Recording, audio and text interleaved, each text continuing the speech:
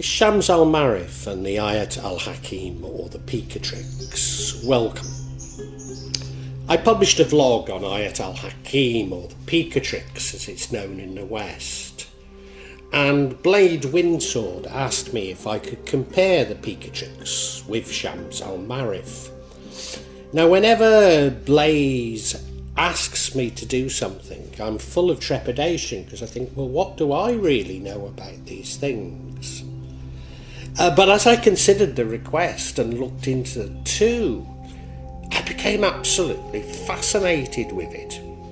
So here is this vlog, and I hope that you're as interested in this vlog and enjoy it as much as I did in making it, because it really did grab my imagination.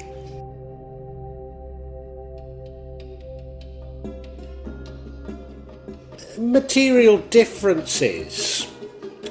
Well, both books are seen in the West as collections of magic from the Islamic world. Indeed, the Picatrix is seen as a grimoire by Western ceremonial magicians. Nevertheless, it's much more philosophical than Western grimoires, which leads me to believe that some of this philosophy was lost in translation. Both come from the Sufi tradition within Sunni Islam.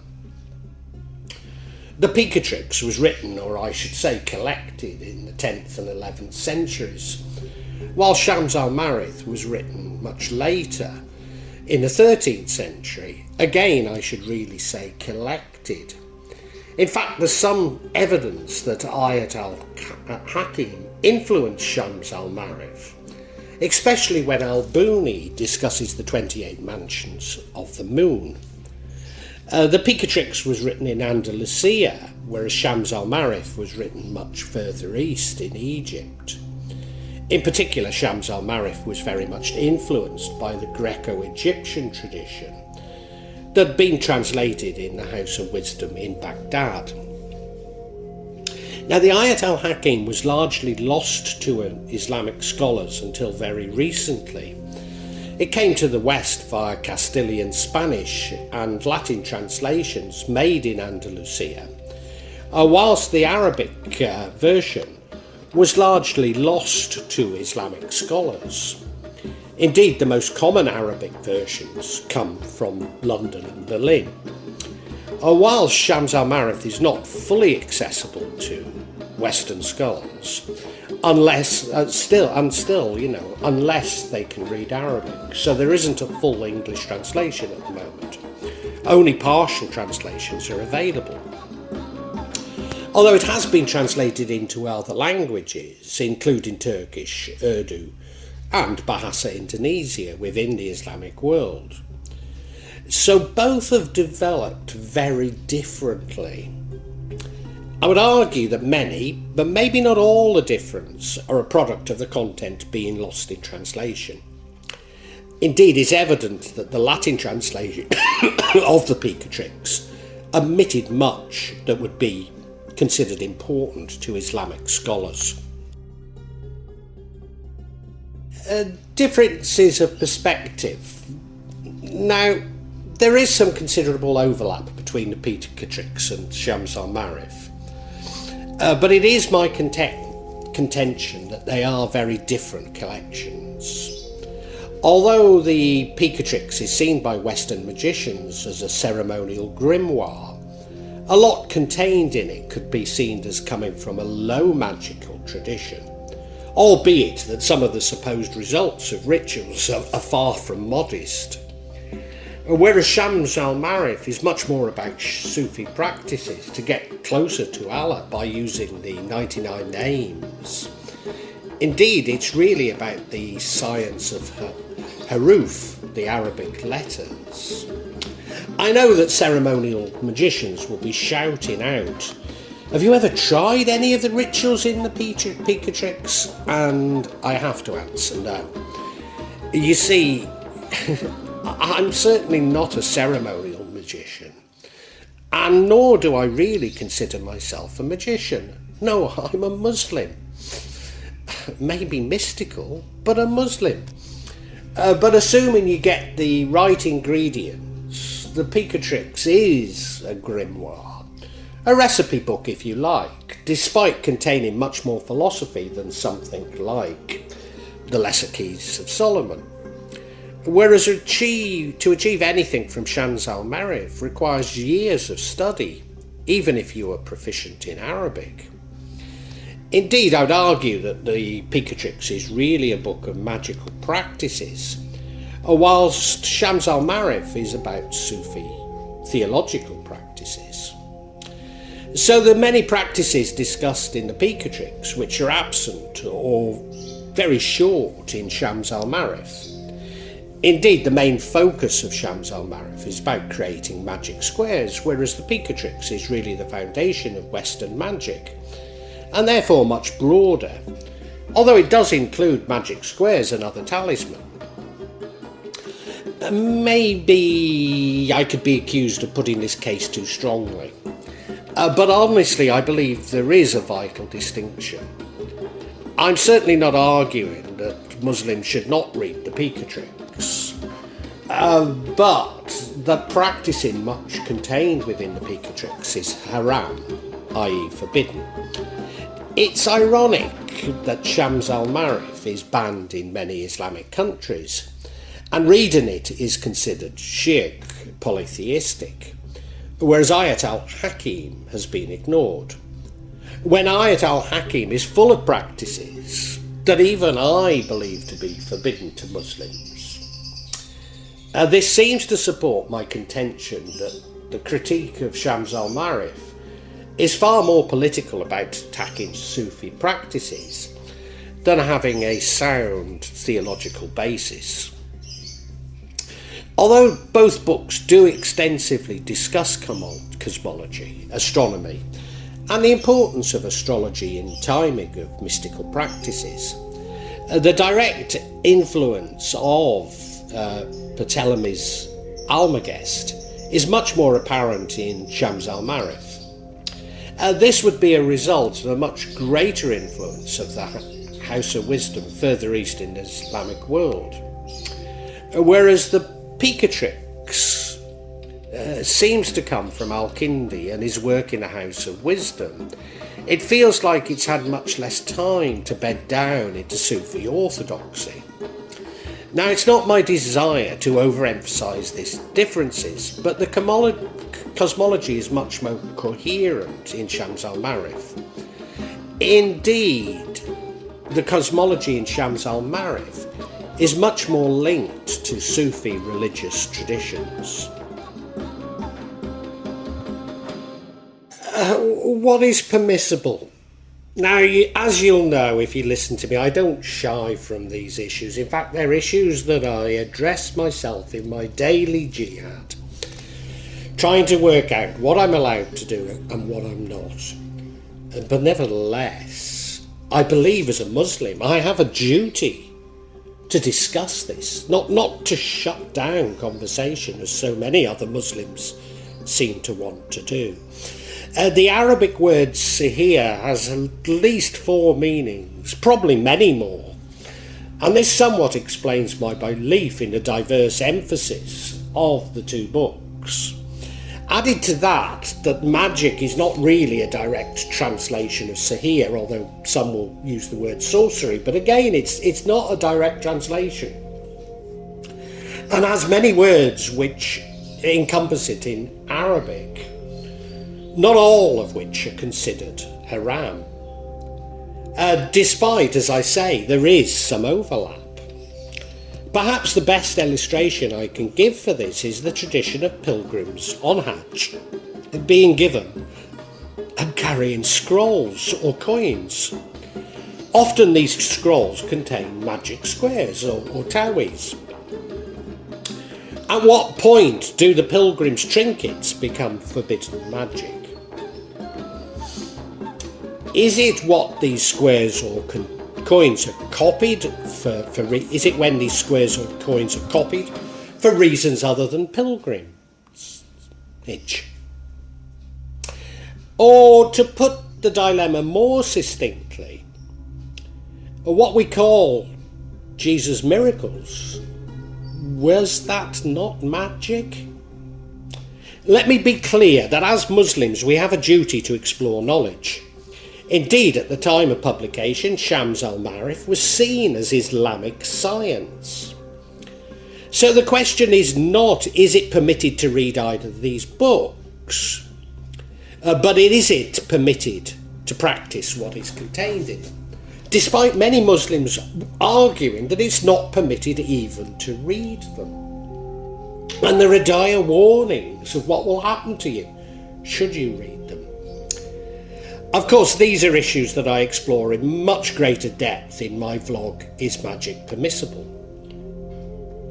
Now, I have to say that much of what is contained in Ghayat Al-Hakim is definitely forbidden for Muslims to use.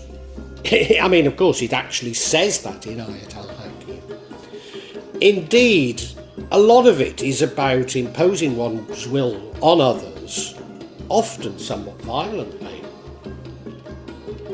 Whilst there's little within Shams al-Ma'arif that I can be certain about, much of Shams al-Ma'arif is devoted to the worship of Allah. And maybe I'm applying simplistic notions of black and white magic to the Sufi tradition, but I'll allow you to decide.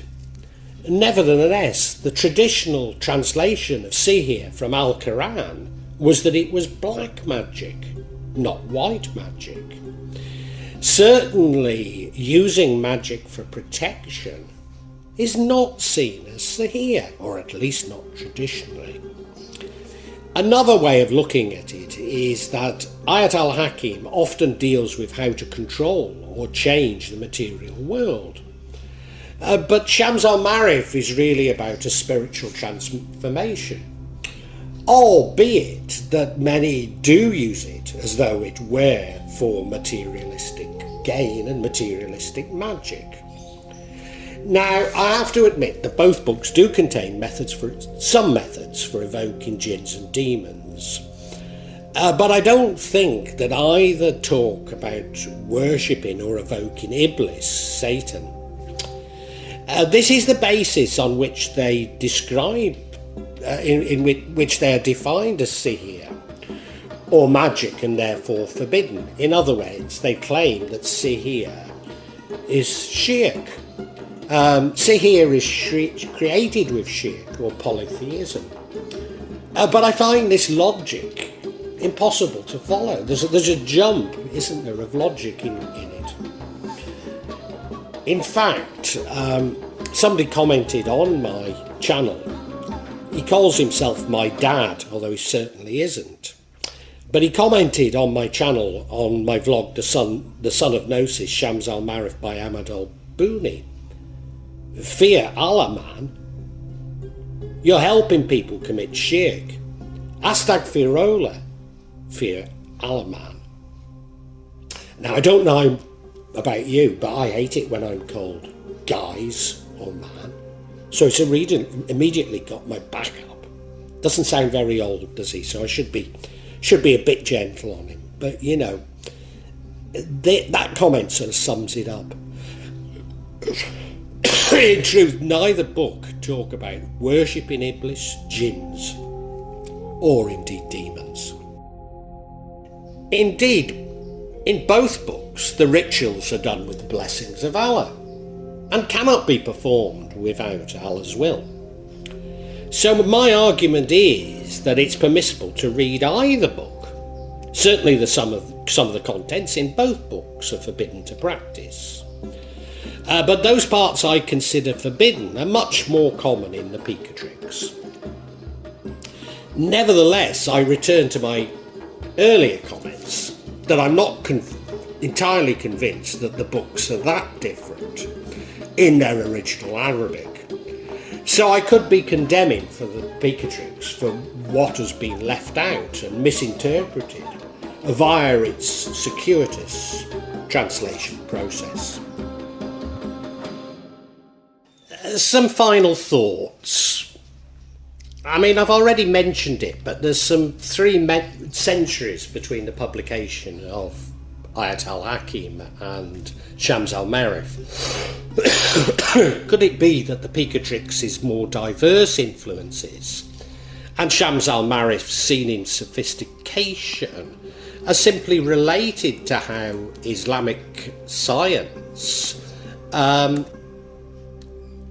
developed during this period, much as Catholic theology developed over the centuries? Indeed, the Picatrix was written at a time when Sufism was consolidating due to the increasing numbers of Sufi texts, and had only recently spread to Andalusia, where it was written.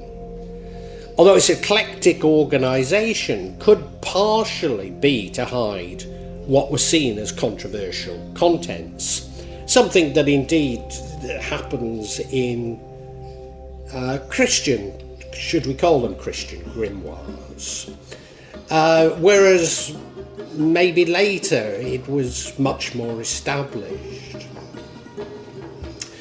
Whereas the great Sufi thinkers such as Ibn al-Arabi would have been well known to Al-Buni, Sufism was establishing its theoretical underpinnings and social ratification of its hierarchical system during the time of the writing of the Picatrix. So if you like, there's an epistemological shift in Islamic occult thought from magical theories drawn from natural philosophy to foundations drawn from Sufi doctrines. The hidden bāṭin in magic is no longer the ḥawāṣṣ, occult properties of natural things, minerals, plants and animals. So in other words, moving from the animism, but the powers of the subtle level of reality, laṭāफ़, whether as a cosmic principles, letters and divine names, or as inner human faculties, the heart, the soul, the spirit, the intellect, that can only be understood through abstraction guided by revelations. Now, before I recorded this, I read over my notes and I realised that this last statement makes it seem like I'm supporting an evolutionary view of human knowledge, that we become increasingly sophisticated with time. Take such a position in a vlog on an esoteric subject, however, makes complete nonsense. Not least as we're discussing ideas with their origins in the Hellenistic period. So why on earth would the passing of time make them mature like a fine wine? Therefore, the Picatrix is much more eclectic in its content and influences, whereas Shams al-Marif presents a coherent system for devotion.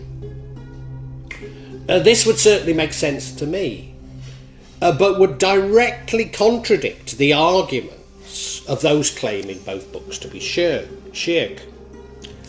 and making their doctrines, or those who claim it to be shirk, seem more like a copy of Christian Protestantism, but using the Catholic methods of the Spanish Inquisition. For certain, we can only appreciate these issues by studying these important texts and debating their place in Islamic science, which is all I am attempting to do. Well, I really hope you've enjoyed this vlog, and if you have, can you help me out a little? Subscribe to the channel, hit the bell and then you'll be notified of future vlogs, but also hit the like button and make a comment, because these seem to be what determine the YouTube algorithm, and I'm being really punished by it. So whatever help I can get from you is so appreciated. It really is. When I started this, I was going to do it this section, the real magic of Java. I was going to issue maybe every 2-3 months. Now it's happening maybe every 2 or 3 days. So yeah, if you hit the bell, you'll hear about it. And thank you so much. Thank you for listening. Really heartfelt thanks.